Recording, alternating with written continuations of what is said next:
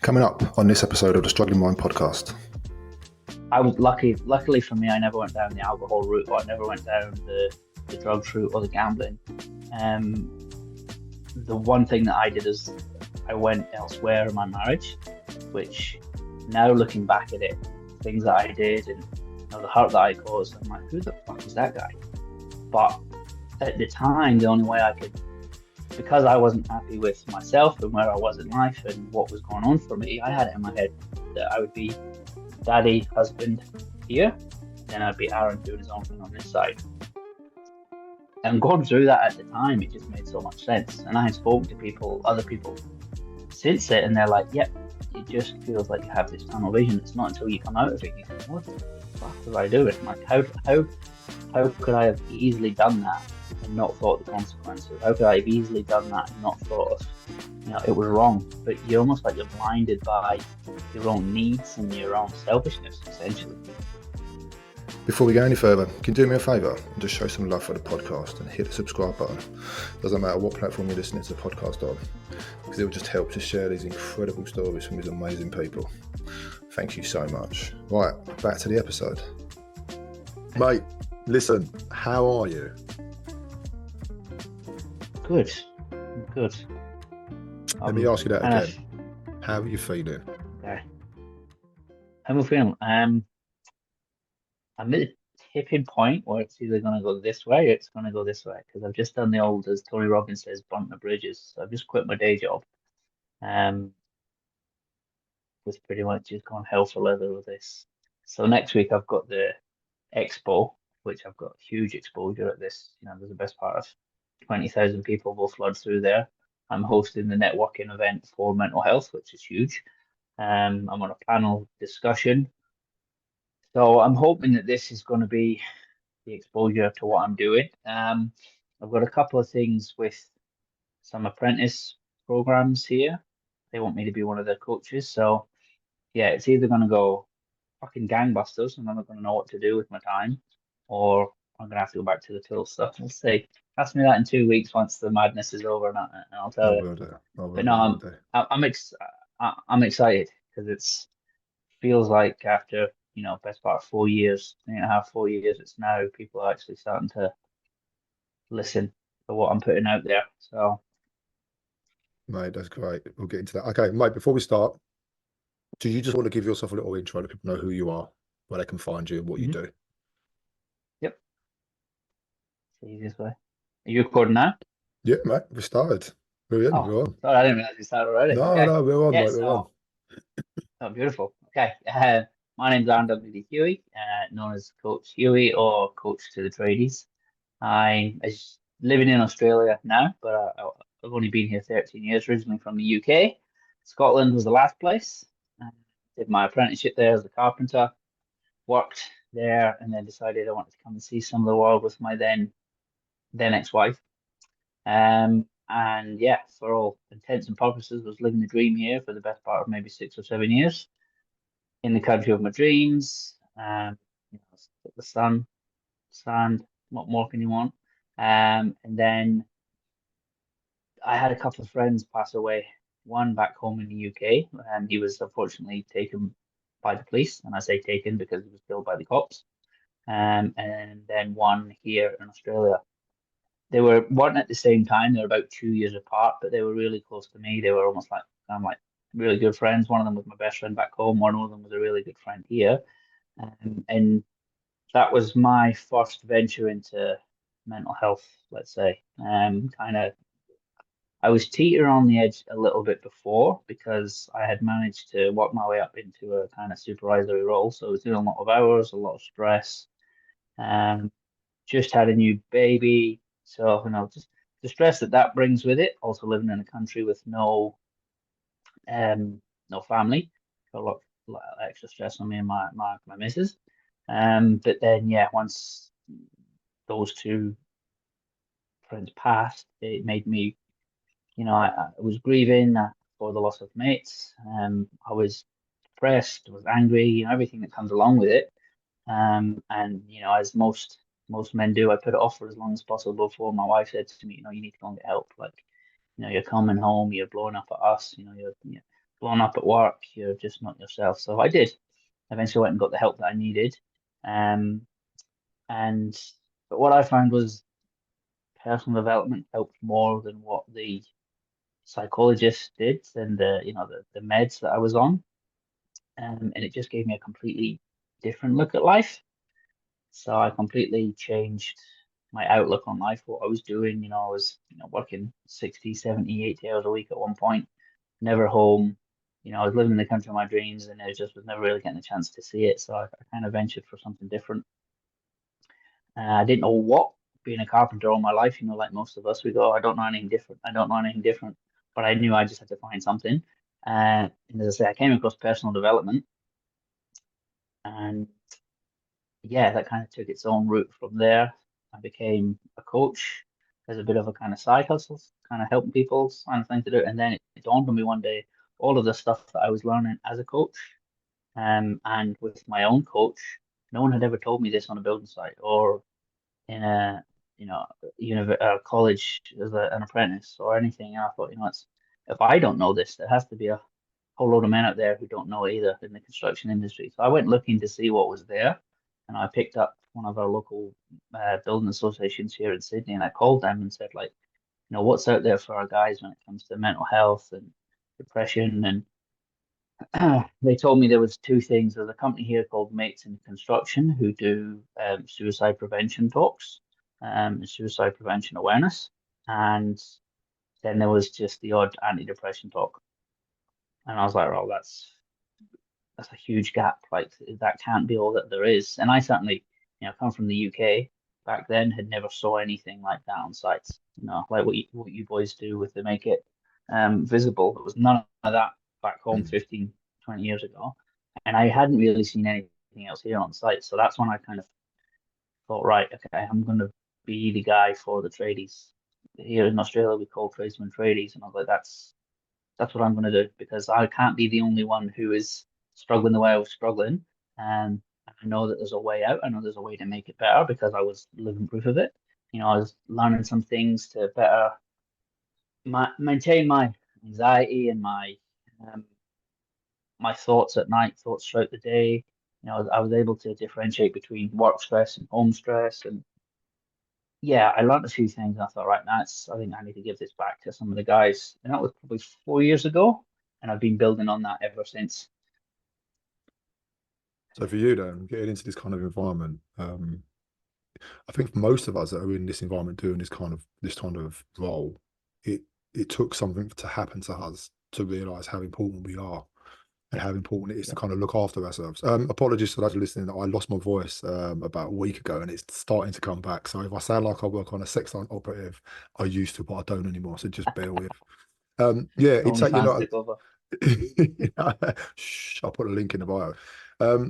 It does. I think a lot of the guys I work with, a lot of the guys that I come across in this environment, we've all been through something and we've come out the other side and we've realised that actually, what prevented us was this perception of how we're supposed to keep a lot of stuff to ourselves and not talk about stuff purely in the fear of being judged. I mean, how ridiculous is that? That we are scared that somebody is going to judge us by the way that we're feeling. So we would rather go off and do something harmful to ourselves than we would stand in front of somebody and go, do you know what, mate, I'm struggling here. Can you help me out? It's crazy, isn't it? I still can't get my head around that. Like you say, haven't been through it and now knowing what I know, I like that. I tell people it's a superpower. Like if you can open up to what's going on for you, not only just for yourself, because opening up for yourself, it opens up floodgates for being able to fix, adjust, heal whatever you've got. But it gives almost gives other people permission to go, oh, well, if he's talking about it, then okay, then maybe I don't feel as bad. It's amazing as men how we still feel that even though we all know this, there's a million one videos, YouTube clips, everything out there telling us this, but there's still men who think that they're the only one who feels this way. And it's like, and I used to think, if I could give across to people, don't wait until something happens, like fix it, try and mend yourself, heal yourself before then. But I almost think now you have to go through something before. It's kind of like the leading a horse to water, but you can't make them drink. Like, you can verbalize what it's like to go through something, and why you should change, like, stop drinking every night, or stop taking drugs, or, stop gambling, or, stop, just whatever it is when you've been through it, but trying to convey that message across to somebody when they're either going through it and they don't want to own up to it, or they don't want to express it, or they're just stuck with the tunnel vision of what they're doing is right. And I have been in that way myself. Like, I was luckily for me, I never went down the alcohol route, or I never went down the drugs route or the gambling. The one thing that I did is I went elsewhere in my marriage, which now looking back at it, things that I did and the hurt that I caused, I'm like, who the fuck was that guy? But at the time, the only way I could, because I wasn't happy with myself and where I was in life and what was going on for me, I had it in my head that I would be daddy, husband here, and then I'd be Aaron doing his own thing on this side. And going through that at the time, it just made so much sense. And I had spoken to other people since it, and they're like, yep, it just feels like you have this tunnel vision. It's not until you come out of it, you think, what the fuck was I doing? Like, how could I have easily done that and not thought of the consequences? How could I have easily done that and not thought of, it was wrong? But you're almost like you're blinded by your own needs and your own selfishness, essentially. And I think, because I can't speak to it, I think that's possibly where people, when they go down the gambling and the addiction route, I think I guess that's where they stick to at the time. Like, it's serving a purpose for them until something happens and they realize, okay, I need to change up, I need to fix up. When you was, excuse me, so for you then, stepping outside of your marriage, was that a way of you? What was that actually doing for you? What was you trying to achieve, or what was you trying to avoid? By doing that. For me, it was a physical thing. So I needed physical affection, physical touch. I needed something. Me and to be fair to my wife, she was pregnant and had just had a baby. So it sounds really super selfish, but this had been years in the making. And I just got to the point where I was like, I need selfish need. I need to have someone who wants me. I want somebody else, but it just, when you're, by this point, we were a father of two kids. Third one had just arrived. We'd sleep different beds. There was no connection. She wanted different things to initiate sex than what I would. We weren't communicating properly, and we just got lost in life. We'd been together since we were 18. We'd moved to the other side of the world. Back home, we'd done all of the things that you're supposed to do: get an apartment, get engaged, get married. Then came traveling. So we ticked all the boxes for what you're supposed to do in life. And then we got to this point, and it was like, there's just nothing here. Like, and in hindsight, we could have maybe went and got counseling and spoke about it. But looking at us now, we're two completely different people. Like, I have a really good relationship with my ex-wife now, probably better than what I did the last years leading up to it, because I can be open and honest with her, and she's the same with me. And we never did that. And that's one thing that when I speak on this, I tell people that, like, you have to have those. If you really want to save your marriage and you really want to hold it together, you have to have those uncomfortable, shitty conversations that will either make, break, or solve. Like, I think we were past the point. Now we're two completely different people. I remember, not so much now, but the past couple of years when she was going through the phase of kind of dealing with it all, she would send me pictures of like us in the past, and she's like, "This isn't you're not the Aaron who I married, or you're not the Aaron who I moved to." Or I'm like, no, like, we've been through a shitload of stuff. Like, we've moved to the other side of the world. We've lost two. We've actually lost four friends now. So we've been through a whole lot of stuff, and it changes you. Like, life itself changes you. Coming to the other side of the world, becoming a parent, just the stripes and struggle of trying to get through life, it changes you. And I think if we had maybe had those uncomfortable conversations earlier, it might have saved us. I don't personally think it would have, because we're two completely different people. But yeah, looking back at it now, I wish I'd been able to verbalize what was going on for me so that we could have maybe ended it on more suitable terms. Because essentially, I've lost a whole family from her side who will never talk to me because I did wrong by their sister, their daughter, their niece, which is completely understandable. I'd be the same if somebody did that to my sisters. But I know now that I did what I did because I needed something for me, and I wasn't able to. What I didn't want to do was break up my family. So towards the end, where I thought I could live in the two parallels, I Mm. didn't want to break up my family home. I didn't know how I was going to fix it and how I thought I was going to live the two. Like, I mean, many guys do it. Like, lots of people do it. I spoke to even women. Like, I spoke to women who are the exact same. They don't want to change where they're at home, but they want something on the side. And it's frowned upon. But when you're in that kind of void of being in your own head, yeah, Do you know what? It's funny, mate. I resonate quite a bit of that. There is that kind of, this is my family, and this is what I come home to. But there's still a part of me that requires a certain other thing that I'm not getting. Because you find that your family dynamics change. You're right, mate. I've spoken to a lot of guys that have, you know, been with the same woman for years, and kids come along, and all of a sudden they get pushed down the pecking line. The woman's affection or the yeah, wife affection goes to the children now, because it's an unconditional thing. And I suppose for the men that I've chatted to, they have to accept that because it's their children. And I suppose the wife goes, I'm not, why do you feel that you're the need to compete against your child? And it's kind of like, well, because he's getting what I'm not getting, and I don't know yeah, how to adapt to that. I don't know how to adjust to that. I know that this tiny person, I love this person with all my heart, but at the same time, the person that gave birth to him, I love that person as well. And I feel as if this little tiny person's taken away a lot from the person that I love. So I understand what you're saying with yeah. that because of speaking to a few other guys in that kind of sense. So for you, first of all, mate, I'm really sorry to hear about your mates. I really am. It's a loss is hard. It really is, especially in them certain circumstances. So, my condolences for that. For you then, once what your family here, trying to keep the dynamics and everything going, but obviously you're stepping over here when you're stepping out of it. How do you manage that? How do you manage to kind of live these two lives?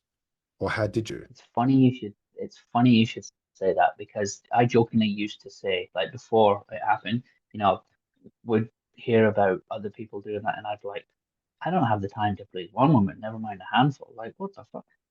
But you find time. Like, it's like I would finish work early to get to, meetups with, because it wasn't just one. I like went to a few. Kind of like a kid in a sweet shop, for all intents and purposes. But it was a whole different world. Like, I joined a couple of sites where that was the thing. It was like those kind of adult adultery sites. I don't know what they're called, but there's married women of all ages who aren't happy in their marriage, but they don't want to break up the home dynamic. The kids are still young, or they're about to move out, or the husband just doesn't want anything to do with them, doesn't want to touch them, and they just want that same thing. So yeah, like I would pretend I would be going on nights out. I would, yeah, just things now. Just the thing that I hate liars. I always did, but I become one massively. Like I was able to, like, pretend I'd be working late, or pretend I'd be having, like, drinks with the boys, or nights out, and just the pure what's the word I'm looking for? The conceitedness of it. Like, it hurts me now because I was able to do that, but it's just how blinded I was at the time. Like, it just you got a bit of a rush too, like that's like the rush of doing something that you shouldn't. It's kind of like a dopamine hit. And I've read about this, and I've heard this in other podcasts. Like, adultery is like that dopamine hit because it's something that you shouldn't be doing. You could get caught, but you never really want to. um and having been with the same woman since I was 18, like, new types of women were, it was like a kid in a sweet shop, especially when you've got other people who are in the same boat. They don't want anything to change. They don't want to get caught. So it's kind of like that.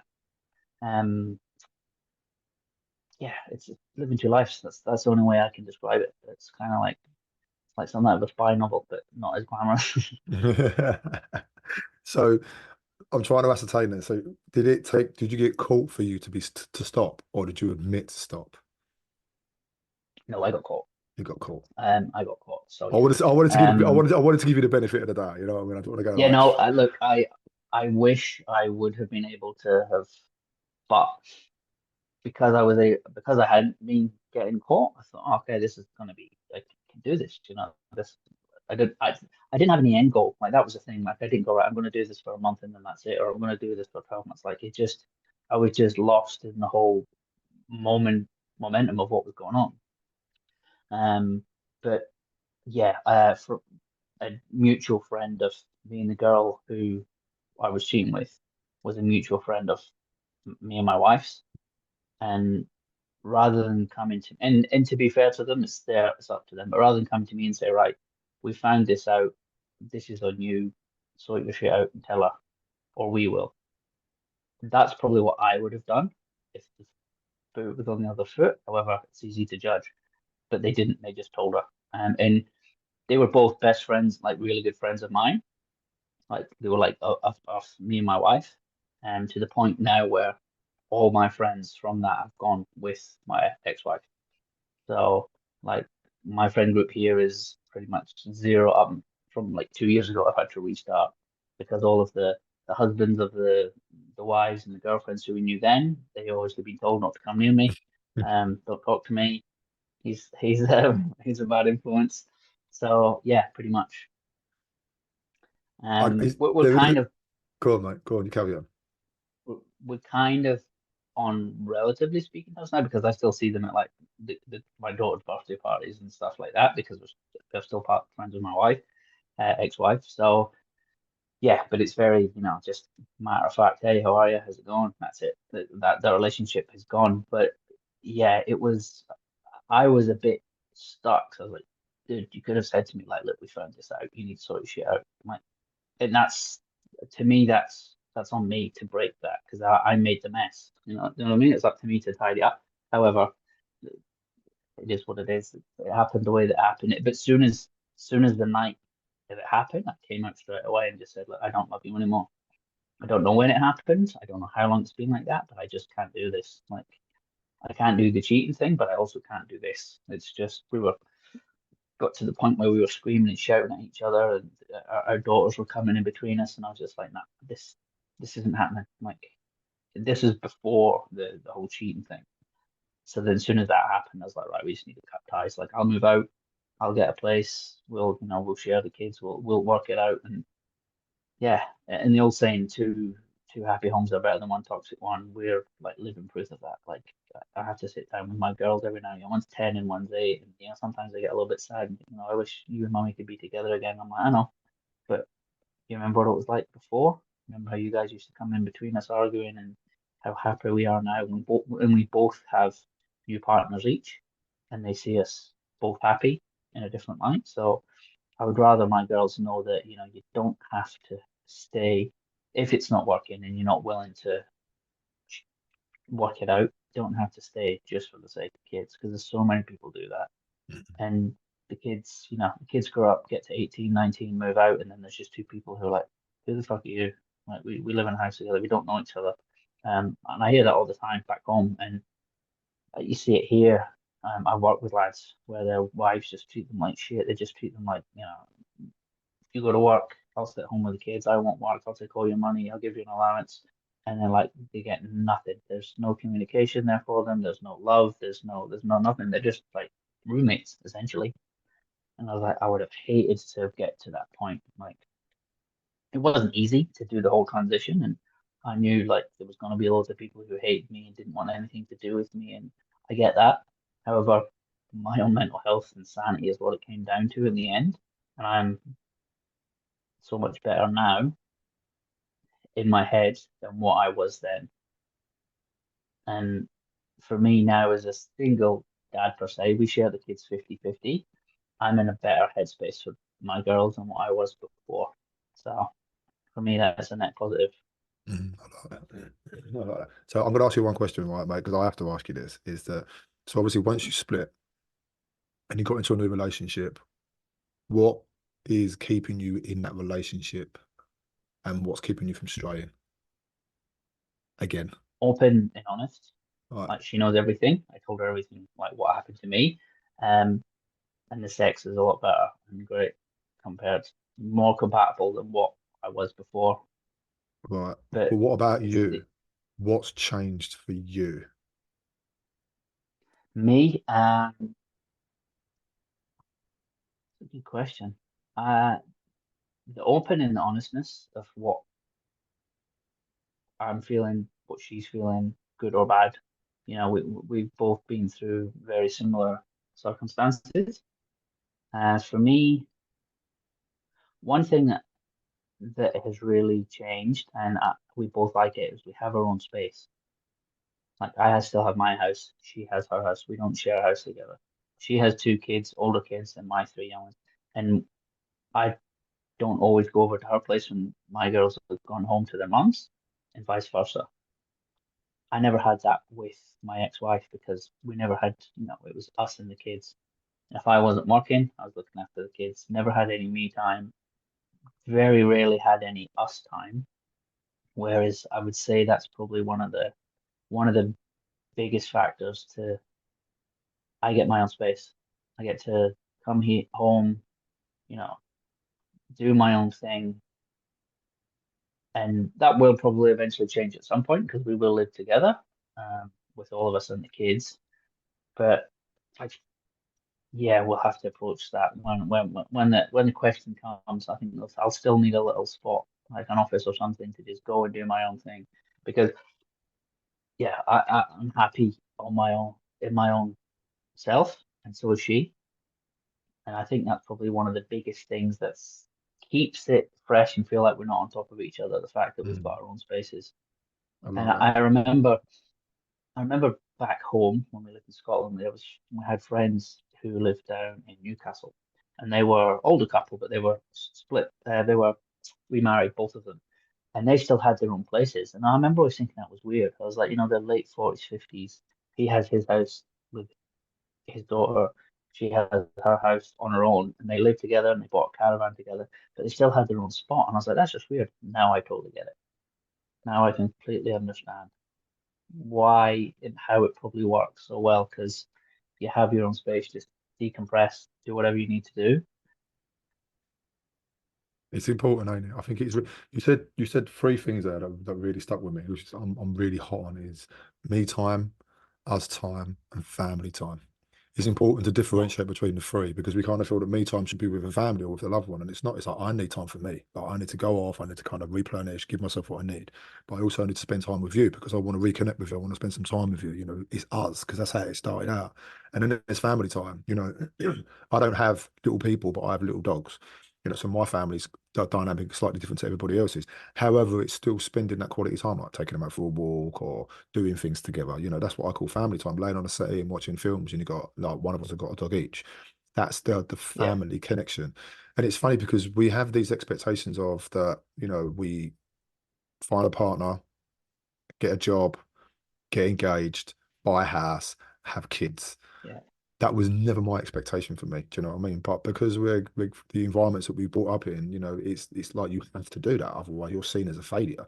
And something that you said about being in a relationship for such a long time, it doesn't give us a chance to grow individually when you're in a relationship, especially when kids come into it, because all of a sudden, like, as I said, you as a couple, your priorities shift, and all of a sudden it becomes about these children, facilitating these children's needs and looking after them and keeping them safe and making sure they don't fucking, blow the house up or whatever. And then you as a couple get lost in the middle because you've got to make sure that you're seen to be doing the same or matching or providing or protecting or nurturing in one way, shape, or another. And then all of a sudden it comes back to you. It's like even getting in the bath. You don't have 5 minutes to yourself. It's kind of like, well, how comes you can have that and I can't have that? Do you understand what I yeah, mean? And I can yeah, understand the stresses that yeah, a yeah, lot of men get because it's kind of like, what do you expect from me then? What am I supposed to do? And I think one of the questions that we don't ask is, how do I show up? Like, how do you need me to yeah, show up? Because I'm lost. I thought I was doing right here, and all of a sudden, I'm getting shouted at every day. I'm getting told that I'm not good enough. I'm getting told that, I'm not, what's the point? And, you don't do enough and all this sort of stuff. And then I take a step back, and this is just me generalizing yeah, from conversations that I've had with men, yeah, and you take a step back and you think, okay, let me survey this, and all of a sudden you're getting told that you're not doing enough, or you're not, or you're not showing up. And so a lot of the guys that I work with say, ask them how they need you to show up. And if you can yeah, do that, do it. If you can't, tell them what you can and, at least manage your expectations and theirs, because otherwise you're going to keep smashing against each other all the time. And your communication, as you proved, starts to break down and you start to yeah, seek what you're missing outside of your marriage because of the fact that the dialogue and the language has been so condensed that all you're doing is it's just white noise. You know, it is Yep. literally just white noise. Yeah. And when you're, what I found was when I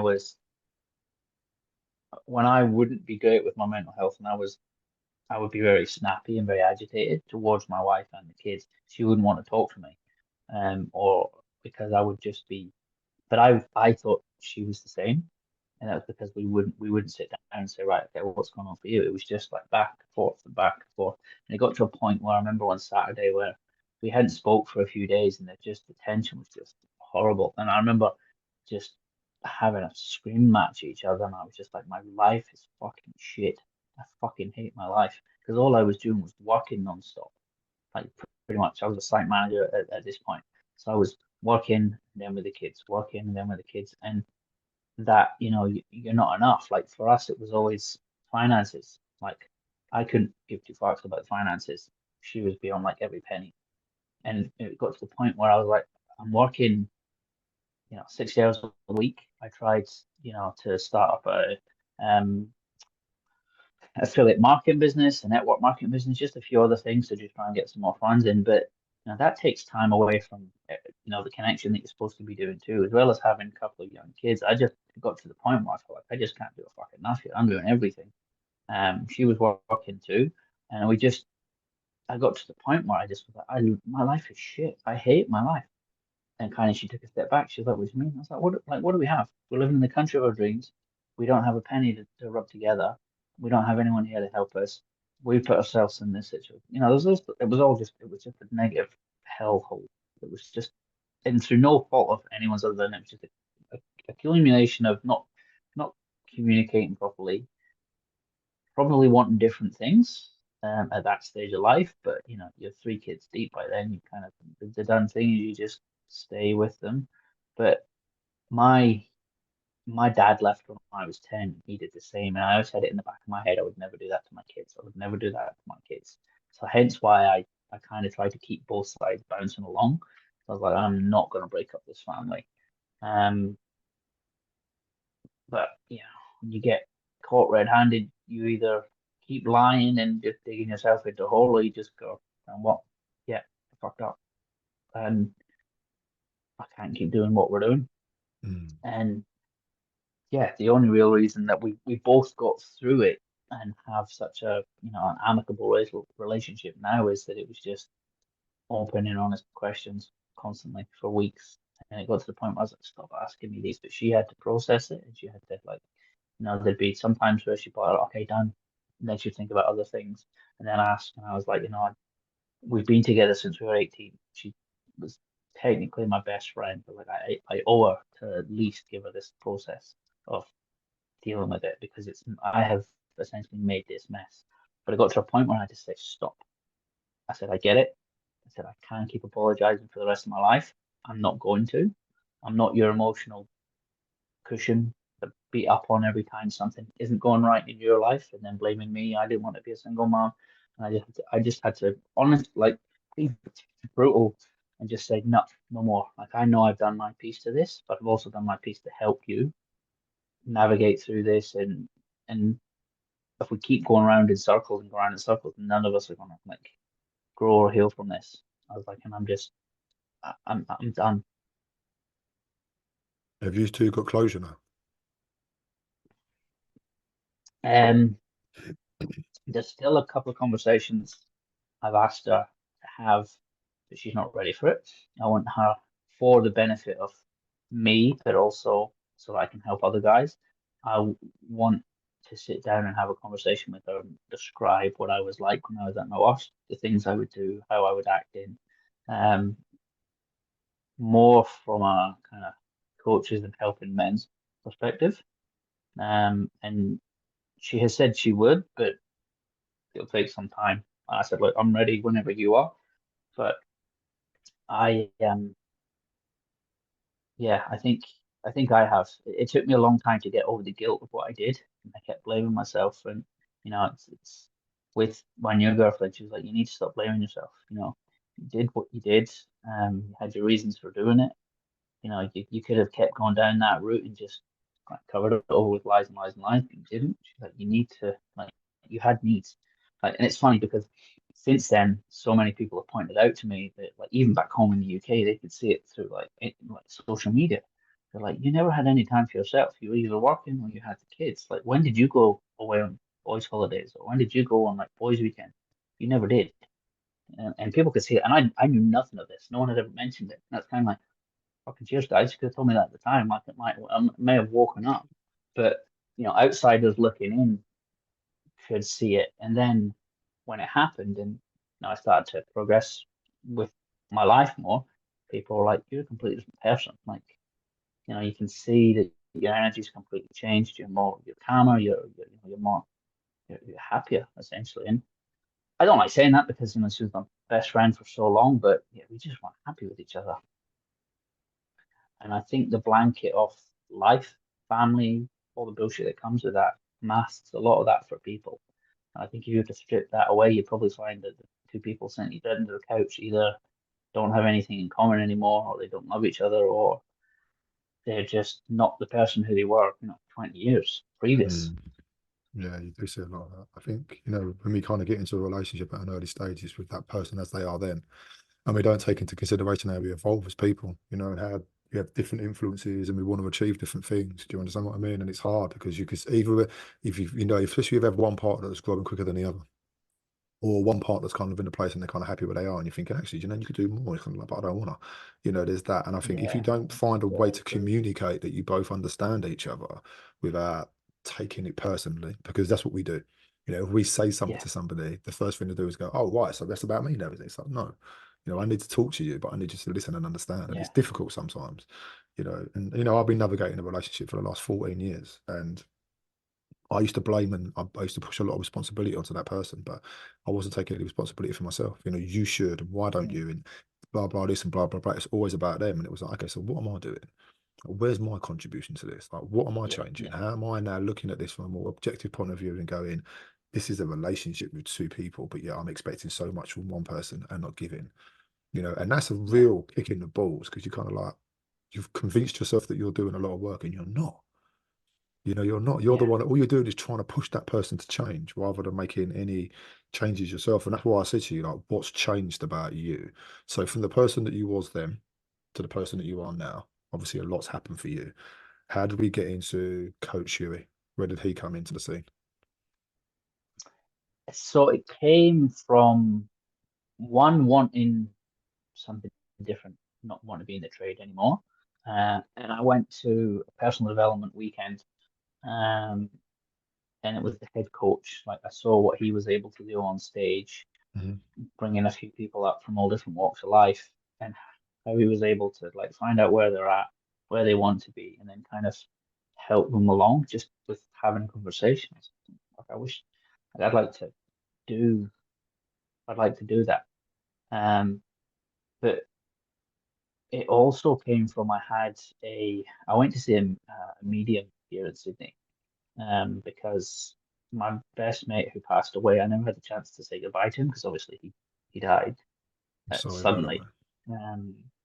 And supposedly this lady was able to talk to the other side, and I'll kind of be the type of guy who's like, I'll try something and won't disbelieve it until I've tried it. And I'll go and see what this lady has to say. Like, everyone, like the friends there at the time, were all raving about her and how good she was. And I was like, I'll go. Like, if I can get some type of closure out of it, even if she just tells me he's up there and he's fine, it'll be something. And I think at that point I was just clinging to everything and anything that I could have just to try and progress. I went up to this lady and sat and spoke to my best mate for an hour and a half. really? Legit, like, was him. Things came through that only me and him would know from back in the day of like clubbing and night Really? clubbing, and even like intimate details of things that nobody. Now they think these mediums and all, they can Google you or they can YouTube. Mm-mm. This lady, he came through and mentioned things, and this lady, there's no way she could have known this. And then he started talking about Oh, what wow. happened to him, and it fucking blew my mind. And I was like, oh I my bet it God, did. like there's something else on the other side of this. So I was already contemplating like life, what I wanted to do in my life, other than being a trader. But when she told me that, I was like, oh, this is completely like, this opened my eyes to mind to possibilities of everything and anything. And one thing she said to me, she was like, the best after we finished, she said, I can see how close you are to your mate and like the bond that you had. She's like, the best way that you can remember him and keep his memory alive is be like he was. Now, my friend was the type of guy, he wouldn't pass you in the street without saying, hey, how are you? Like, even if he'd only met you once, he always saw he had a pretty shitty life up until the last couple of years before he passed away. But he was always positive. Like he was always the life and soul of the party. We'd be at parties like house parties till 3, 4 o'clock in the morning, and we'd get up to leave, and he'd walk around and shake everybody's hand in the living room or the kitchen before we'd leave. He was just that type of guy. And I thought, what, if I could be a little bit like that, just be more positive and just, give back in some portion keep his memory alive. I'm like, no, that's what I want to do. So that's what spurred me on to kind of do the coaching. And then, as I say, I became one of this company's coaches for a year on the side while I was still. It was actually during COVID, so it was like kind of perfect timing to do coaching because people were at home. It was easier to do it this way. So I did that for about a year, 2019, 2020. And then, yeah, somebody said to me one time, like, you're just life coaching here. What's the dream? What are you building? And I was like, I'm a coach, but I think I want to do it for tradesmen because I've learned things about myself. I've learned things that were helping me maintain myself on site through, like breath work and meditation and gratitude, things that just no one had ever taught me, but it was able to get me through the day. And then coming home, I was able to regulate myself with the kids, and I wasn't as quick to anger, and I had a better outlook on life. Like before, I was just working week to week as chippy, as a site manager. Just didn't really have any other further. And I thought, no, I'm gonna make something of this. And then, as I said before, I spoke to some of the associations here, and there was nothing for guys. Suicide prevention, which is great, it has its place. It's great to raise awareness, but I could see that personal development was what was going to change people because it had changed me. The fundamentals, the foundations of actually what's going on for you, why you do the things you do. A lot of lads on site have no idea why they do the things that they do, good, bad, or otherwise. And I thought if I can give that back in some form, some capacity, and I just kept having conversations with people, and then when I knew nothing about the suicide statistics in construction. Like it wasn't even on my radar. I didn't come into this to do anything. Just out of interest, what Um, are the what is the suicide rate in the Australian so construction industry? as of last year, I think it's been updated, but as of last year, it was nine people a day take their life in Australia. Seven Nine of them people a are day. men. 9 people a day. Seven of them Wow. are men, and 53% are in construction. 53. Yeah, so essentially, I think it's slightly changed, but I think when because I did the mates in construction suicide course, and they tell you, I think it was 22 to 23, there was 3,300 guys had taken their own life, and it worked out to be about 3, 4 guys a day. Right. So obviously the construction And industry within the UK, we're losing, 10 people every working day. Sorry, 2 people every working day, which is 10 people a week. I yeah, think year 21 to 22, we lost 507, and 3 of them were women. It's ridiculous. It's just, mate, oh, wow. I don't I know get, I those get, I get, stats that I gave you go on. for men. Yeah. Yeah, those stats are for men, and the mates in construction here, they've been doing it for a few years and they've got all the connector courses and assist courses. And I just had a meeting with a guy from one of the universities here who did a 18-month research piece with mates in construction to see if they could get some answers. When I said to him, I said, look, I don't really care for the statistics. Like I know the numbers are through the roof. I said, the only thing, what I really want to, for if you can help me help other people, is why do our guys go to that? Why is it so prevalent? Why is that their only answer? And he's like, honestly don't have an answer. It's like there isn't one thing that we can conclusively say this is why men take suicide the way that they do. I have my own kind of thoughts on why I think it might be, but it's just every other day you hear, and it's even starting. Even the apprentices now starting to, and their numbers are starting to go up too for suicides. Really? Yeah, So for the you, then apprentice you rate. said you had your sorry comment. I think we've got a little bit of Yeah, delay. yeah, so, yeah. I think it's because the guys just don't know what's going on for themselves inside. Like they don't like what we spoke about. Like they don't know how to. Yeah, they don't know why they do the things that they do. Like why they're quick to anger or why they're if, and it stems from their dads or their uncles or their granddads. It's those generations of the tough kind of tough love, suck it up princess, because that's what they had to do to get through like the end of World War II and the Vietnam War and the Iraq War. So my old boy was the same. He's a British Army vet, and I think it's came from them. So they came from fathers and father figures who weren't able to open up to them or show them how to open up. It was just suck it up. And now they've got to a point where they don't know who the fuck they are, what they're supposed to do, especially in this day and age where men are getting called out left, right, and center. And then when you look at the divorce rates, and then the child, um, the women taking the kids away from them and using the men against them. Like I hear that so often in the construction industry, and the men, their rights, they don't know who they are. However, I think if they were to look into themselves and find out, a little bit more why they do the things that they do, Mm. they were able to regulate themselves and they're able to have a purpose, know that they're working on themselves or they're working towards something. I think, and I don't know, but I can't say for it, but I think that would definitely have a good dent into stopping them from taking their own life. Because I see so many lonely guys who, on the face of it, nobody knew until the next day because they're Yeah, hiding it that well.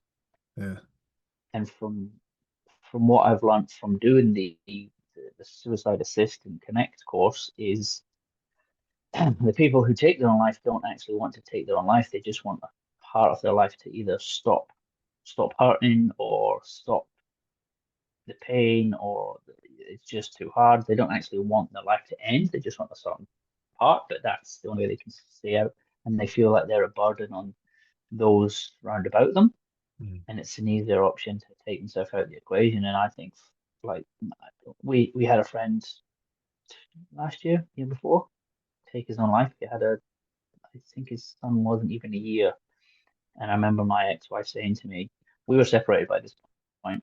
And I remember it was a mutual friend. I remember her saying to me, she's like, please, no matter how hard it gets, please don't do that to our girls. I was like, I have two reasons to not do it. One, my mission to help men is bigger than myself. And two, I would never do that to those girls. I used to think it was selfish when people did that.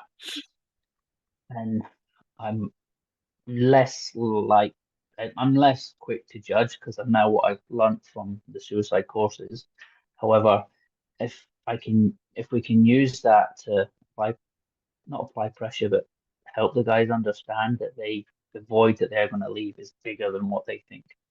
Like Yeah, for the sons who take their own lives, so their mum and dad, or their brothers or sisters, for the dads, like it's not just their life that they're taking out of the equation. It's their daughters who are never going to have their dad to walk them down the aisle, or their sons who are never going to have.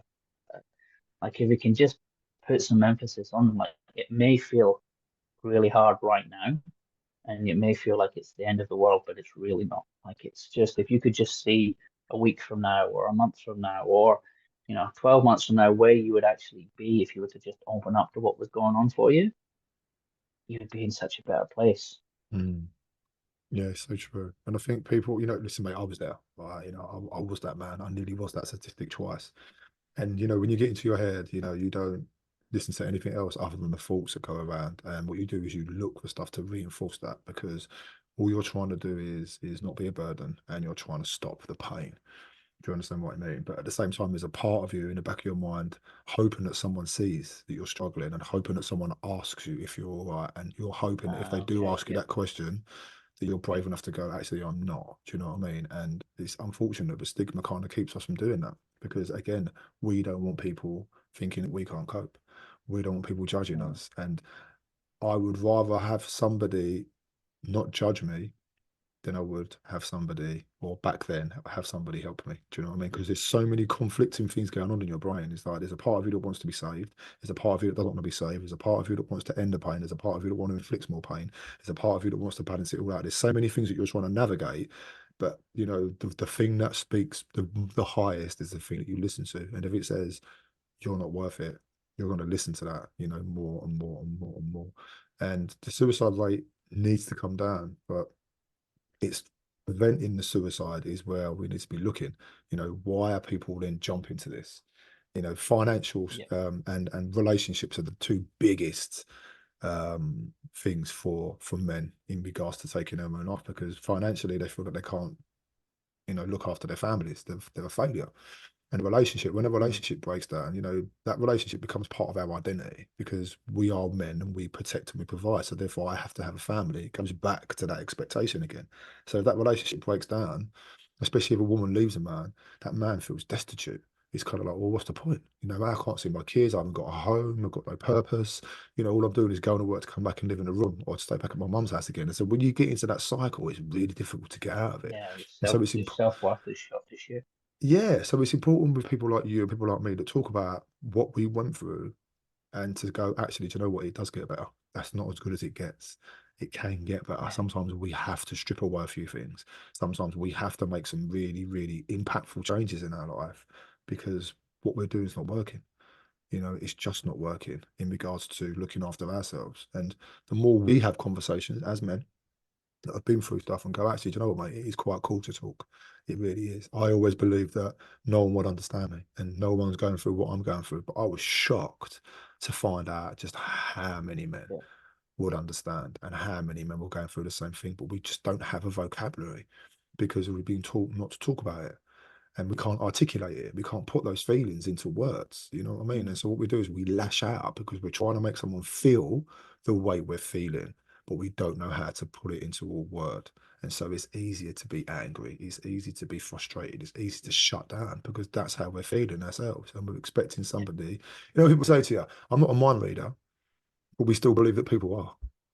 We still think people can read our minds, you know what I mean? And go like, oh, I can see how you're feeling now. You haven't got to tell me, I get it. It's like, yeah, it don't happen like that.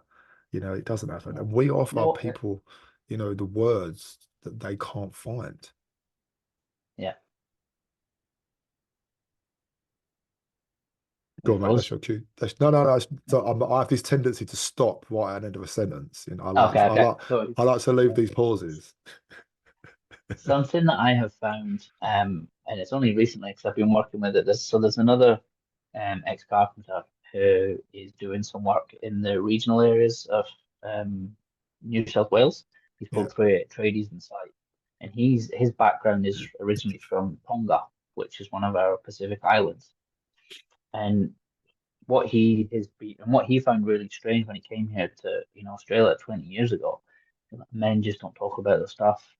Whereas in Tonga, like the community, like the tribal communities, everything was free game. Like everybody knew if someone was struggling, the whole community would come and help. Whether it was financially, whether it's the elders are there to look after the young guys, and the women are there to look after the girls, and it's just there's no stigma around anything. So when he came here to Australia, and he went out west, like way out west, like if you think Redback, Australia, that's kind of where he went. And men's just don't talk about anything out there. So he's now in the process of, and he's been building it for a few years out there, doing similar to what I'm doing, but more from a counselling route. And he has like a shed where the guys can stop in if they want and have a conversation. And he puts on like so the way that the Tongans do it is they bond over feeding. So like it'll be a pig on a spit or it'll be a big meal and they'll all sit and feed and then they'll sit around and talk. And I think that's what we've lost in Western civilization is the community and the kind of brotherhood of things.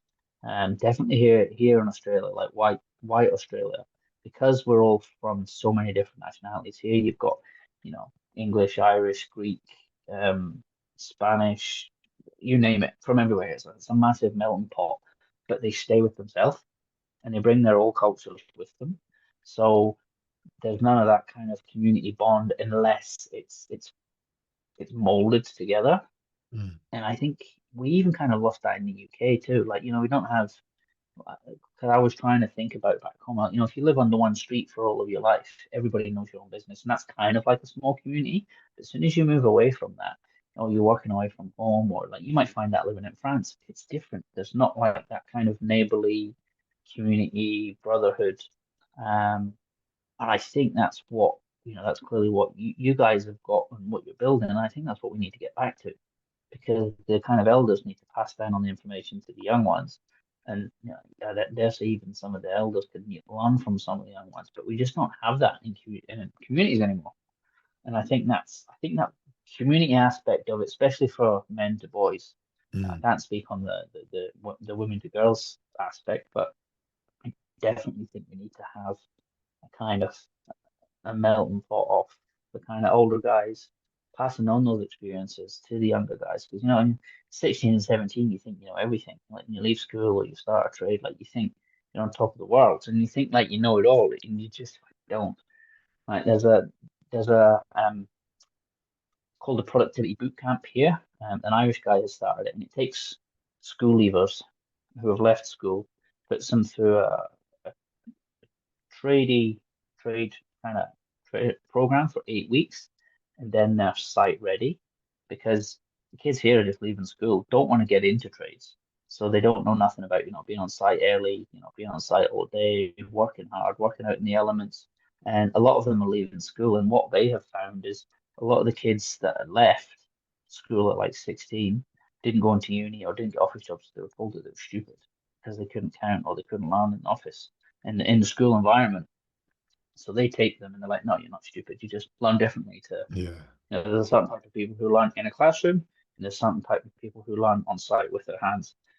So they put these kids through 8 weeks, and it ranges from, they're doing concrete laying, slab laying, they're doing joinery, they're doing a little bit of everything just to give them an insight of what it's like when they get to site, so that they're not kind of like tearing it the rabbit in headlights, because the apprentice completion rate is less than 50% here in Australia. Really? Yeah. So the male apprentice completion is 53, and that's why they're trying to get more women in to fill the void, because the young guys just aren't finishing apprenticeships. And it's, again, they're not 100% sure why, but my 50 pence worth is that the kids just don't have the resilience to work in the construction site. They get triggered and they get offended by this smallest little thing, which for us growing up was what would, building the thick skin to work in it. Tough skin in a tough industry. But then also they have the internet. They'll think they're going to be the next YouTube star or the next TikTok star. Like, why would I not go to site at 5 or 6 o'clock in the morning when I could be making millions on the YouTube? And I'm like, I get that. That's not for everyone. Have a I get that as backup well. at least. Like, I come get and that. do this. But it's in with the mental health. So the twofold that I want to really do with my coaching and my programs is teach the old boys that, just because that's the way it was doesn't mean that's how it has to be. And clearly it hasn't. It's not working for us. So here's what you can do to change. But then on the flip side, it's show the young lads that, yeah, you're young, you're invincible. I get it. You know everything. However, when you start having a family or when you start your own business, these are the stresses and these are the struggles that are going to come along. Here's how you can prepare yourself for it so that you can manage the stress and the anxiety and, manage what a site is like a little bit better than what some of us have done previously. And we're seeing a lot more of that. We're seeing a lot more women coming into the industry here as well, which is amazing. There's definitely a huge void there that need to be filled. But my only concern from our perspective is the young lads are starting to get overshadowed, and they're trying to have a big shift of bringing women in, celebrating women in the industry, and then these young lads coming in and they're losing out on opportunities, and it feels like I've been passed up on a few opportunities of speaking on men's mental health because it doesn't fit the agenda, Right. unfortunately. And not a lot of people will say that, but I'm happy to put my hand up and say that that's what's happening, because I've applied for grants here for certain things and been knocked back and said, no, there's not money for that. However, if you want to run a women's program, here's X amount of dollars. Or if you want to, do women and women's empowerment, the government here are just about to launch a whole women in construction side of the government here, and Really? websites and stuff. Yeah, which is great for the girls coming in. I have a friend, Louise, who is a female coach. She does exactly what we do, but for women. And she's needed. Like, the more of her, the better, because the young girls coming into it, the things that they have to deal with coming into the industry are different to what the boys have to. So there's like the sexual discrimination, and the old boys looking down at them. Oh, you can't lift that, love. All that bullshit that comes along with it. And we're trying to, what I feel that they're trying to do here, they're trying to flood. I think the statistics are 10% or 13% of the industry are women, and only 2% of them are actually on site as it stands right now. I think they're trying to push that. And what I see is they're trying to change the whole industry, completely flip it on its head for the 2%. And they need to balance it out. They need the girls and the young lads coming into the industry, they need to know that it's a tough industry. You're going to get, there's going to be the banter, the almost bullying. There's a fine line that the girls need to be taught and the young lads need to be taught, as well as the old boys. There's a fine line between bullying and sexual harassment. And what you could get away with before, you just won't get away with now. But also, coming into it, they need to understand that that's part of what being on a construction site is. That kind of jovial back and forth with each other.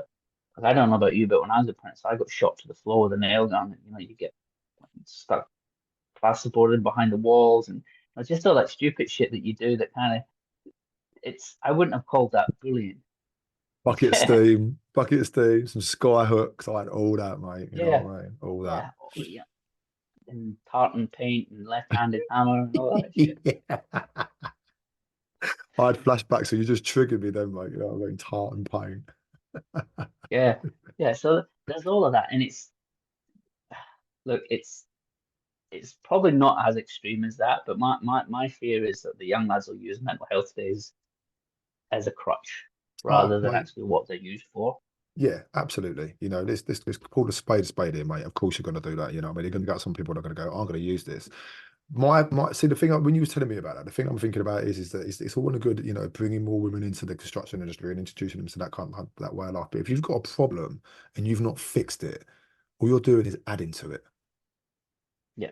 If you've got a problem in construction, especially in Australia, where people are not looking after their mental health or their well-being, and your suicide rate is ridiculous, and you're neglecting the needs of the men that already exist within that environment, and you're going to now bring in females. I'm all for bringing in females. I'm all for empowerment, mate. I'm all for equality. I'm all for all of that sort of stuff. But if you're not addressing the problem, trying to paper over the cracks is only going to make it worse. Because what you're doing then is you're giving more and more people, that space to add to what's already going on. I can't think of the right word to use, but my mind's just saying, like, come on, man, surely you need to fix the problem before you reintroduce something else into it, because you're just going to add more and more and more to it. Am I wrong in thinking that? And that's what my concern has been over the past probably 6 months. And there's a Sydney Build Expo coming next week, and luckily been enough to ask to host the whole event, so the mental health networking event, which is great for me because I'll be able to get mate, congratulations. Listen, let me just take this opportunity, mate. I just want to pay this forward to you. We've known each other for 2 years. We've kind of followed each other, done a couple of lives, mate. I think what you're doing and the fact that you get up every single day and you do that and you've made that your purpose is fucking incredible. It really is. I know how hard it is. Not just on trying to get the message out there, but also on you as well. The impact it has on us being away from home, going out on site, delivering talks, trying to persuade people for you to come in and kind of deliver something, trying to make a difference, trying to change a culture that is killing people is hard. So, mate, I just want to say thank you, because I know how difficult that is. And I just hope that you look after yourself as well, because it's really important that we give ourselves what we need in that sense, because Yeah. you know, we're giving away so much, and you're getting a lot of doors shut on you, and you're getting a lot of people going, no, not yet, no, not yet. But you kept chipping away and chipping away and chipping away, and you're now presenting at an expo. I've seen you doing other things. You're popping up on podcasts.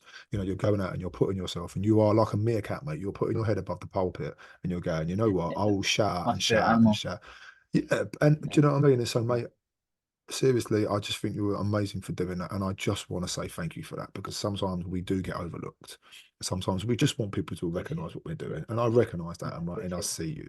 Thank You you. know what I mean? I think a lot of the inspiration I come from and kind of what has kept me going is seeing what you guys are doing, like what you guys have got going with the Lighthouse charity and the Make It Visible. Like that's what I want here for our guys, and that's what I'm pushing. That's what I have something building in the background.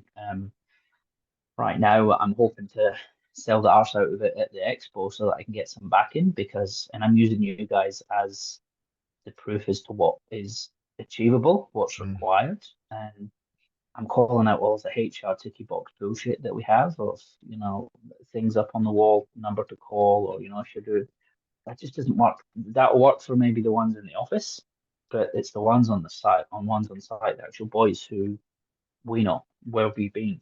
So when I see what you guys have got, that's my goal to have something, a initiative here where myself and a few other guys and girls, I'd like Louise, my female coach friend, to come with me too, but have a couple of vans just driving around the sites, or even just stopping in the sites and having workshops or roadshow or something like what you guys have got. Because yeah, when I see the stats and the numbers that you guys are getting in front of, like that's the amount of lives that you guys are changing every day just by having the conversations. Like that's what we need here, and it's the only way I think that we're going to actually. I've done some of my own stuff. Like excuse me, I did a toolbox talk on the site last year, maybe 60 or 70 guys, all different ages, nationalities, and at the very end, this old boy come up to me, and I wouldn't have picked him out of the crowd. Like typically the old, and it's the Italian lad, and they'd be the last that you think that would like champion what we were doing. And this old boy came up to me and said, "Son, what you're doing is amazing." He says, "If we only had that on every site," and he literally said it before I got the chance to kind of explain what I want to do. He said, "These old boys, they need to learn that they don't fucking know everything, and they're killing themselves. And these young lads need to learn that they're not invisible, they're not invincible, and they don't know everything." He says, "So what you're doing is great. Keep it up." And I was like, "That's like coming from an old boy he's seen it all and done it." So for him to recognize that, and I was like, "Yeah, okay, this is definitely needed." And then when I saw what you guys are doing, I was like, "Yeah, it just, I we are the backbone of countries. Like, you have nurses and doctors and police and fire brigade and all of that, and they all have their own standing in the community. But essentially, without tradies, power doesn't run. There's no power, water doesn't run, there's no shelter.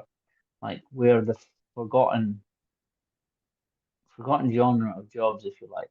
However, without us, everyone would be fucked. Like Like, when a city crumbles, they call in the trades to rebuild it. yeah, that's so true. But you know what? Here's the thing, right? And this is what I've started to notice is that we're men first. But I think a lot of us forget, and we become our occupation. And with that Yes, that's a massive one. comes a set of rules and a set of way to govern yourself, like that you get on, you get the job done, you get on with it. And they kind of apply that to life as well. I'm just here, I'm just doing Mm. this. I don't need to do anything else. But yet slowly we kind of unravel in front of people. And we don't know how to deal with it, because it doesn't fall within job description. It doesn't fall within a role. It doesn't fall within my job title or what I do. One of the things we do when we go on site, right, we ask two questions, and they're very telling questions. And the first question is, "Who are you?" Right, and everybody gives their name. Everybody says their name, right? And that's not who you are. That's your name, and you're given that name. You don't even pick that name. Okay, so Yeah, it's true. just kind of a highlight in that thing. And then the second question is how are you? And a lot of us listen to answer. We don't listen to open up. So people go, oh, you go, yeah, I'm good, I'm fine, man. I'm good, all right, I'm cool. We do. We say, I'm good, I'm fine, I'm okay. You know, that's what we do. Or we go, all right, mate, you're good. Yeah, all right, I'll see you later. So we've asked you the question, and told you we've got no time for you. So do you understand what I mean? So that impacts us, Yeah, but yeah. we accept that because it's normal.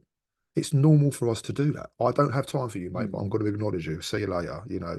And for somebody that isn't feeling themselves, or for somebody that is feeling slightly off or unheard, that is a massive, massive body blow, because it could have been that time that that person said, "All right, mate, you're good. Yeah, I'll see you later." They'd be going, "Actually, Yeah. mate, I'm not.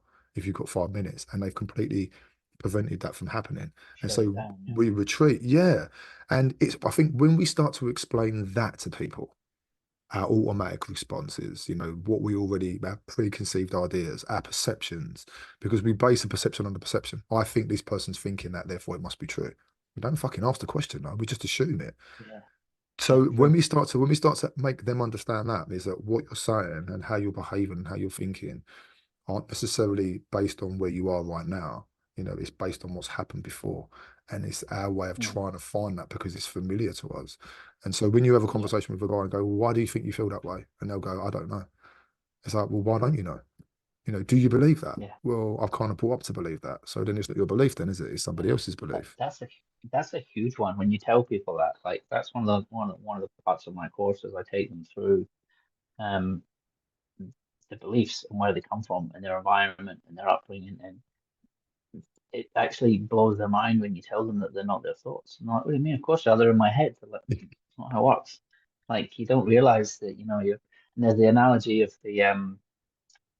this, it can be done two ways. I've heard it. One's the roast in the oven or the bread in the oven. Have you heard that analogy? No. Okay, so it's a married couple, brand new couple get married, and the wife, cuts both ends off the roast, puts it in the roast tin, puts it in the oven, and he's like, "Why? Why did you cut like the ends off?" She goes, "Oh, that's what you do." And he's like, "Okay." And then she does this a couple of times on a Sunday, and he's like, "I've never seen that before." She's like, "What do you mean?" He's like, "Cutting the ends off. Like, why? It's waste of meat." She goes, "No, that's what I don't know. I just saw my mum do that." So the next time they're at the mum's for a Sunday lunch, oh, he watches her and she does the exact same, cuts the ends off, put it in the roasting tin and puts it in the oven. And he says, go and ask your mum. So they go over and they say, why do you cut them off? She goes, oh, that's just what you do. She's like, yeah, but why? I'm like, I don't know. It's just what I saw your grand do. So next Sunday lunch, they're at their grands and they go around and sure enough, grand is the exact same. She cuts the ends off and he goes, why do you cut the ends off? She goes, oh, because when me and your granddad were first together, we had this tiny little pan and we couldn't fit the roasts in. So I had to cut the ends off to fit it in. And then I just always did it. And it's like, you don't realize, like, it's such a simple analogy, but it's fucking so true. Like, it's passed down until you actually sit back and go, why do I do these things? Like, where do they come from? And do I even believe these? Mm. Like, the amount of things, like, when you get people to their, like, excuse me, their beliefs and the way they think. They're like, oh, well, not really, but you know, that's just what you do. It's not like you either get to choose what you do, like you don't what you think and you know, how you react, and it's those are things that we just don't talk about on site or we're never taught as apprentices. I mean, you start having those questions and sitting back and looking. And just to touch on what you said there about you know, our jobs and our trades and who we are, one of the questions I ask is if your trade was to be taken away from you, who would you be? Like, you know, if you had to have an accident and your arm was cut off and you couldn't be a chippy, or you know, your leg was cut off and you couldn't go on site, who would you be? And it stunts a lot of guys because they're like, well, this I don't know anything different. So okay, well maybe you should start thinking about like because your trade, it's hot touch wood, it never happens, but it could easily be taken away from you at any given point. But it's more to the point with we identify as a trade, like, and it's just your job. And I don't know any other job or occupation, maybe other than the military and the police, that do that. Like they identify as their trade, Mm. and it's like, no, you're a person. Like I said, you're a man, you're a dad, you're a father. It's but they've never been asked that or they've never thought that. And when you put that question to them, it's funny. It's like you can see the clogs ticking, and they're like, oh, who would I be? That is true. And it's because, mate, we only know what we know. You know, we only know what we know. I only knew what I knew, and I thought what I knew was enough because it had got me so far. So why was I going to Yeah. question it? Do you know what I mean? Like, and if I was going to question it, it was only because someone made me feel that way, but never gave me no context. And then I didn't really push it any further than I needed to. I just reverted back to type because it's what I know. And I think Yeah. now, for me personally, there's so much more for me to learn. Like so much more for me to learn. And, that just that whole thought of that really excites me. Before it wouldn't have. It's kind of like, I don't need to know that shit. I'm happy with this. Whereas versus now, it's so different. It's so different. And I think that, I've lost my train of thought here. I need to try and get it back really quickly. I've literally just so all right, let's quickly change tack then. Let's go into this. Yeah. Personal development. Explain to me what personal development is. So for me, personal development is learning about what your beliefs are, what your triggers are, who you are as a person, who you want to be, and kind of taking from the A to B. And it's the development part is you have to work through all of that, the good, the bad, and the ugly. So when I think the reason that I took to that more than my psychology and the psychologist when I was having my mental health issues was it felt more tangible because I was able to, read books on personal development and then relay them back to myself. So like one of the books that I read, was it up here? I think it's The Power of Now, and Mm, it was everyday things for me, like being stuck in traffic and somebody cuts you off, and you could all lose their shit at it, and you could fucking call the person out. Or what this taught me was you can be like, oh, you don't know what's going on for that person. They could be rushing to the hospital to see that they're, the dying father, or they could be late for a job interview, or it could be a multitude of reasons. But rather than let those people dictate you, you need to develop yourself so that you can, you know, deal with the situation better. And for me, I used to always just blow up at everything, like, and whether that came from, small man syndrome because I'm only 5'7", or Scottish heritage or whatever it was, I don't know, but I always be like the angriest man on site, shouting and effing and blinding. And I remember one of the big, massive Croatian gyprockers was like, Huey, so small but so angry, all of all of the time. Um, so yeah, it was just between books and podcasts and audibles, and so the personal development side is just constantly growing, like growing something, whether it's a new skill or how to hold yourself when you're talking to people, or like how to.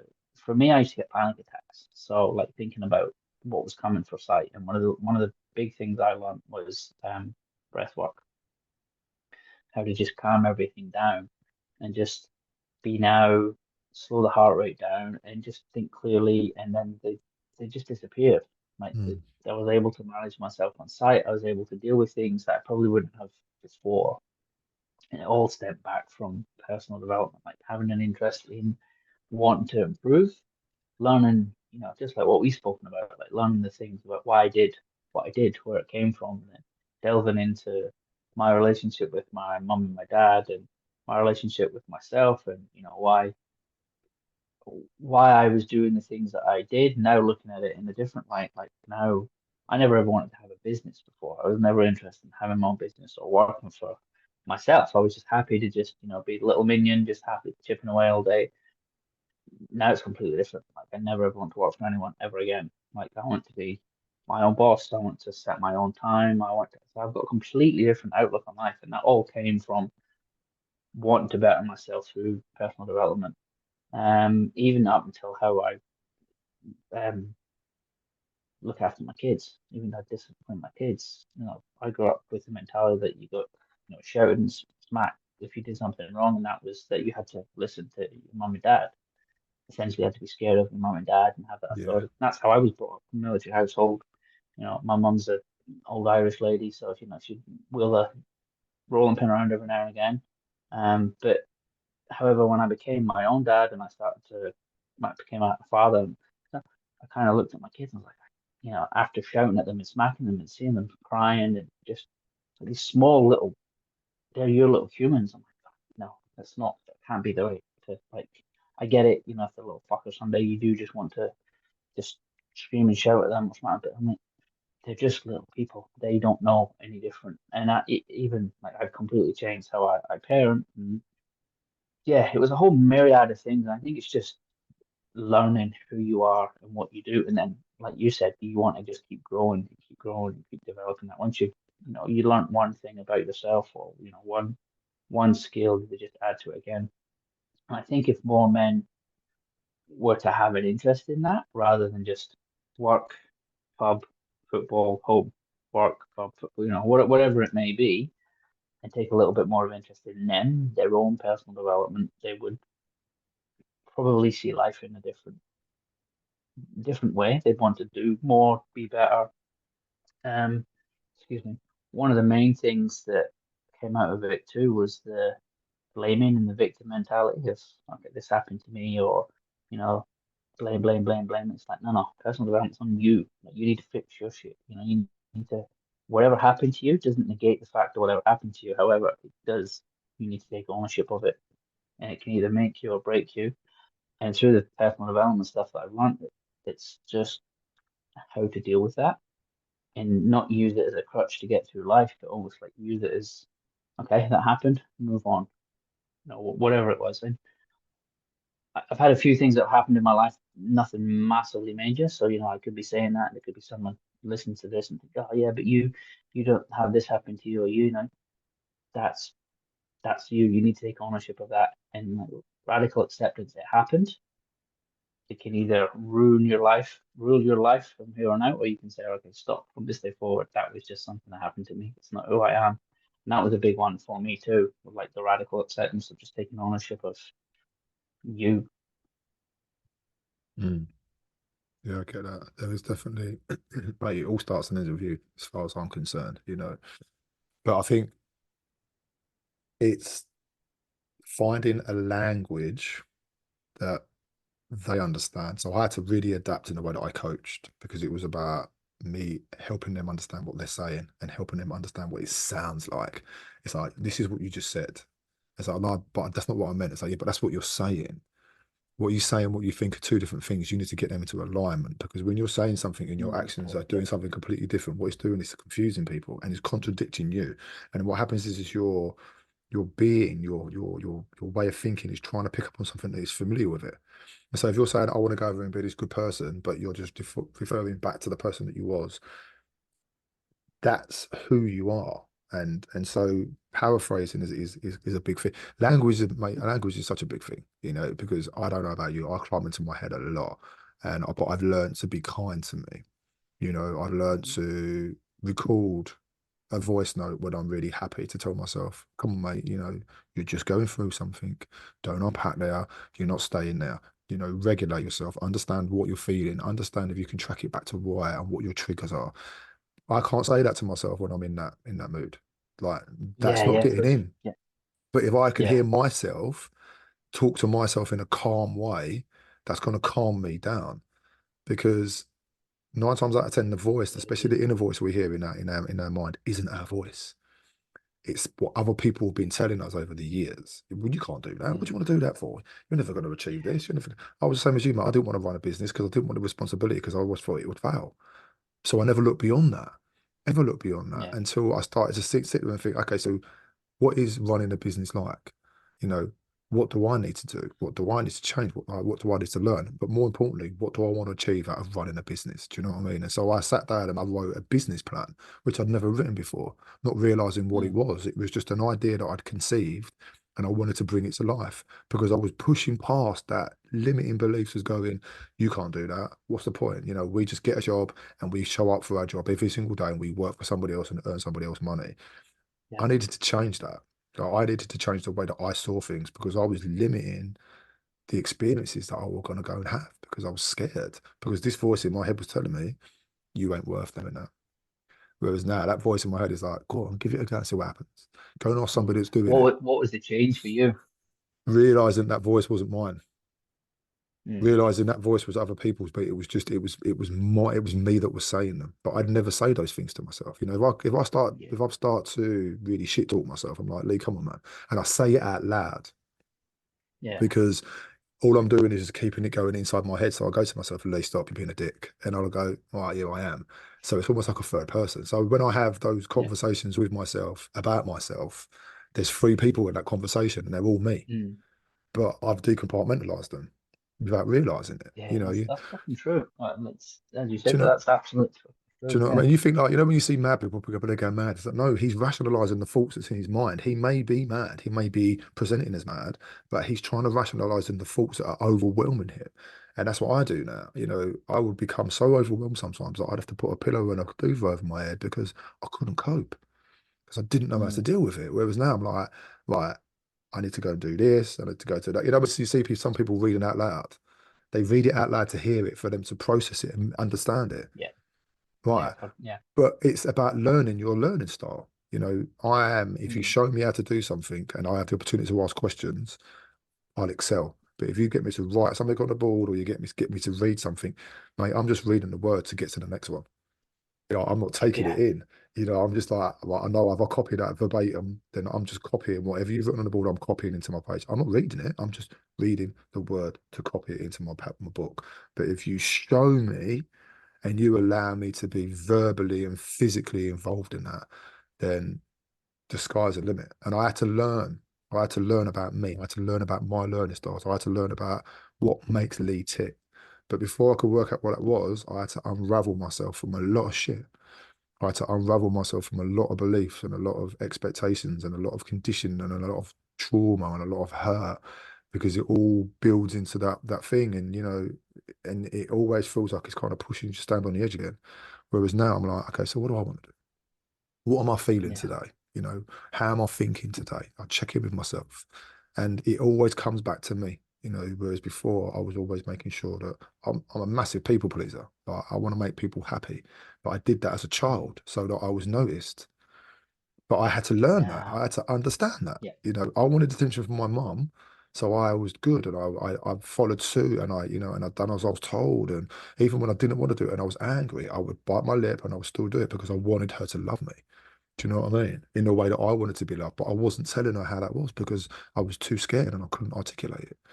And so as I got older, I started to realize that actually I started to pull away a lot from my mum because we would transfer a lot and trigger a lot because she was the oldest and I was the eldest, and you know, and all that sort of shit. But I started to realize that I needed to teach her how to parent me. I needed to teach her how to give me what I needed from her as a mum. Do you know what I mean? And Yeah.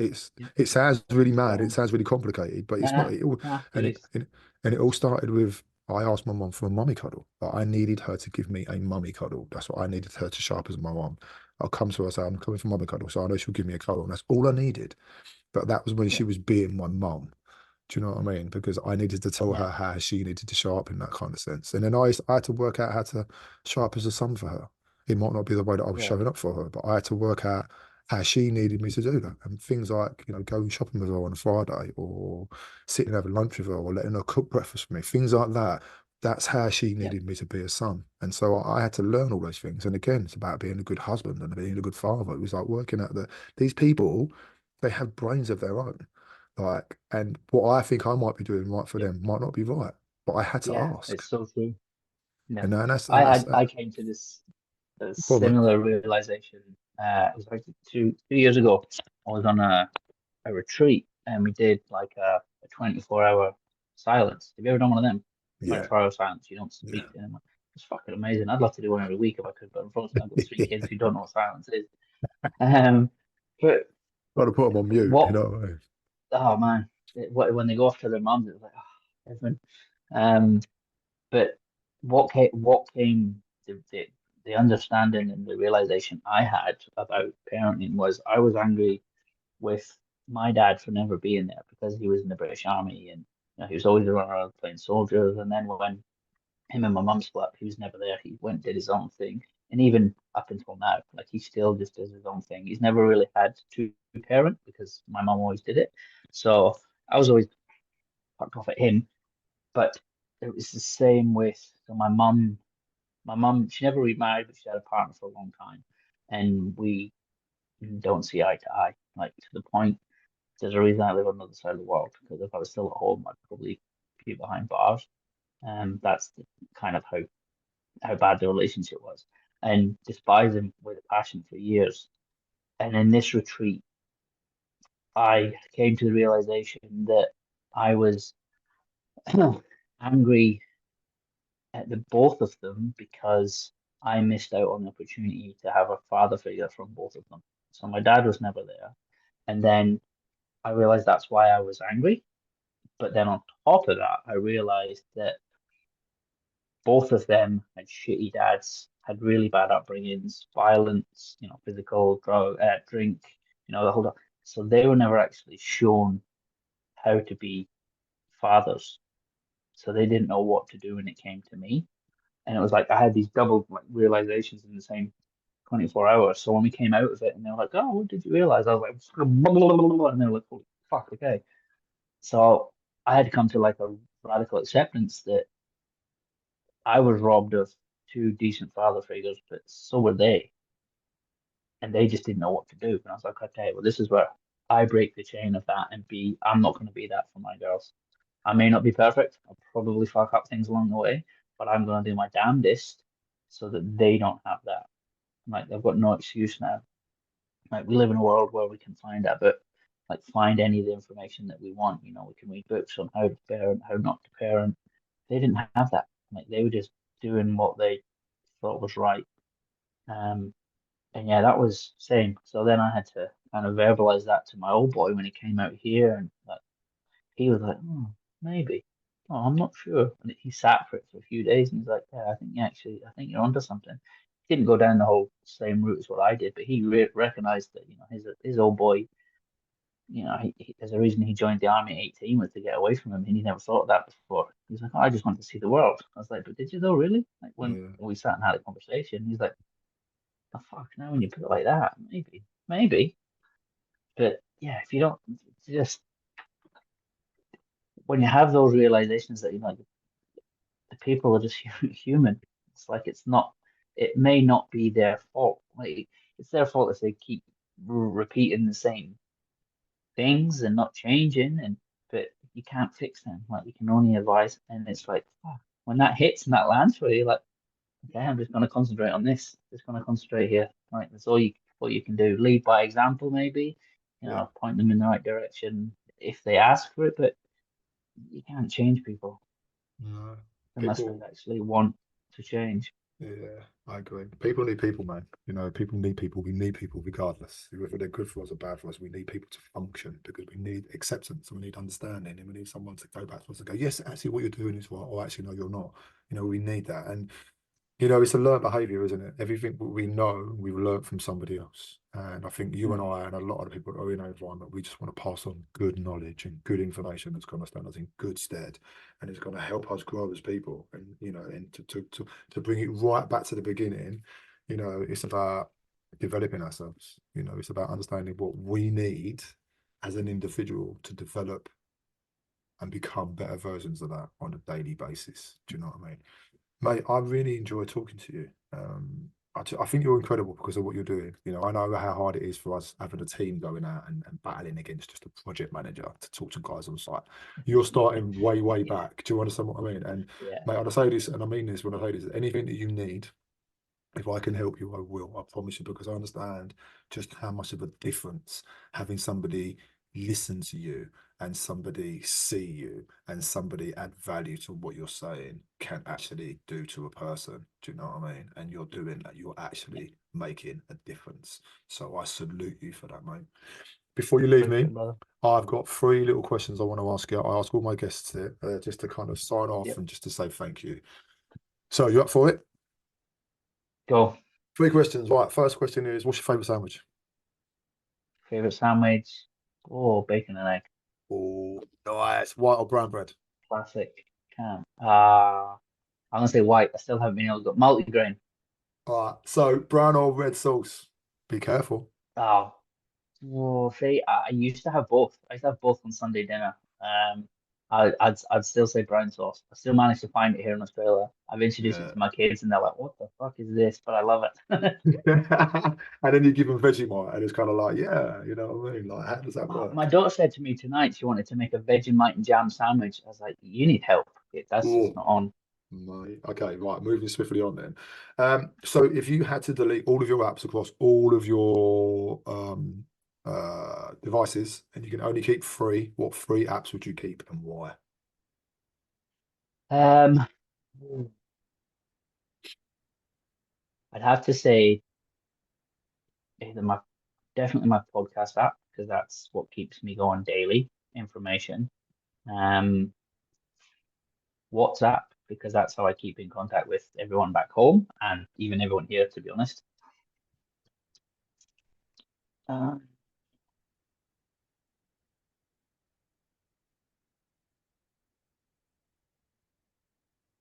I just want to say Audible again. Right. Like if I could, if I didn't have to be on social media for work and helping people, I really wouldn't. Like I'd love to just disappear. I hear Like that, it's mate. a blessing and a curse.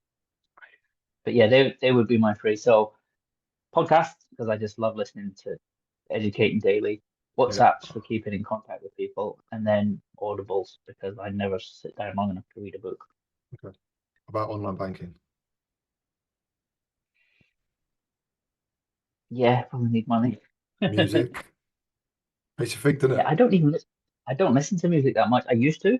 I Yeah. used to like I'd have music in my ears all the time, but since I started, like I took the radio out of my car about 4 years ago because I don't listen to the radio much. I've always got podcasts in. So I don't even like I only ever really listen to music if I'm with the girls. All But right. yeah, online banking is probably a good one. I probably need that. It does make you think, doesn't it? Just how much we're plugged into our phones, you know what I mean? How much we need them. And last question, mate, and I think I kind of know what this answer is going to be anyway, is what superpower would you have? Superpower. Oh,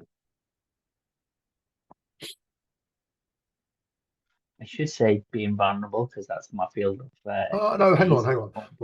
Right. When I ask this question, right, people always do one or two things. They'll either answer it in how they can facilitate other people, or they'll Yeah, go, okay. I'm not being selfish, but I would like. So even just to describe, what our superpower will be, we always think about other people. So Yeah. what would your super I was gonna say to fly right?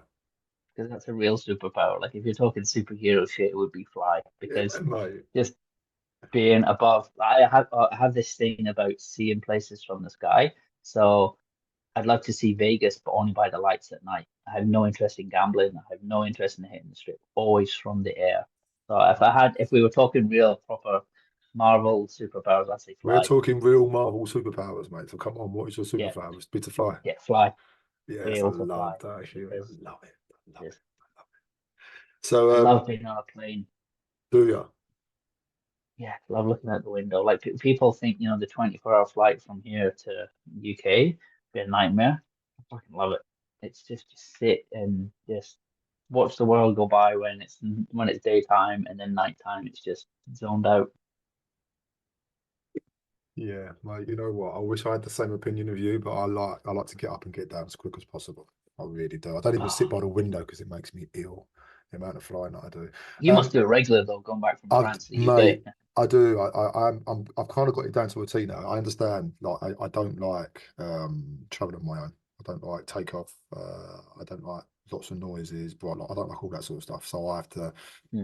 put my noise cancelling earphones on. Put something in that I can really kind of get into while I'm watching it. As long as I've got some jellies or some boiled sweets, just for the ears. Yeah, But where I'm so used to flying now, I'm a bit of a I hate people.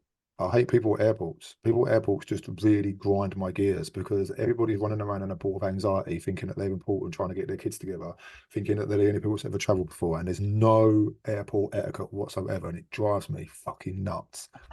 But I also appreciate that people are trying to gather their families together, go to a foreign country, enjoy it, and making sure that they get their money's worth. I get that, but just sometimes I just would like to be in an airport all by myself. You know what I mean? Aaron, mate, it's been a pleasure. It really has. That little podcast of yours that you've got, if you're looking for guests, mate, I'll throw my hat into the yeah, ring. yeah. I'll come and guest The on it. amount of people who have asked me to start that, I haven't done it since 2022. But it will. I am about to redo, and one of my friends has his own studio, and he keeps prodding me and pushing me to do it. So yeah, I'm going to have more free time in the next couple of weeks. So I think it's going to rear its head, but under a new name, I think. But yeah, when I'm looking for guests, you'll definitely be on the list, buddy. Excellent. And mate, like I said to you right at the beginning, anything that I can do to help, mate, if I can, I will. You know, and I mean that because I understand exactly what you're doing, and I understand the importance it is. You know, I really do. And it takes a certain kind of person to do what you're doing, mate. You know what I mean? So, well done. Proud of you, mate. I'm really proud of you. Cheers, brother. Appreciate it. Like I say, it's what you boys are doing over there that keeps me knowing it's possible. So right back at you. Oh man, right, Alan. Cheers, buddy. Enjoy your day. Thank you for listening. I hope you enjoyed that. Don't forget to leave a review and subscribe.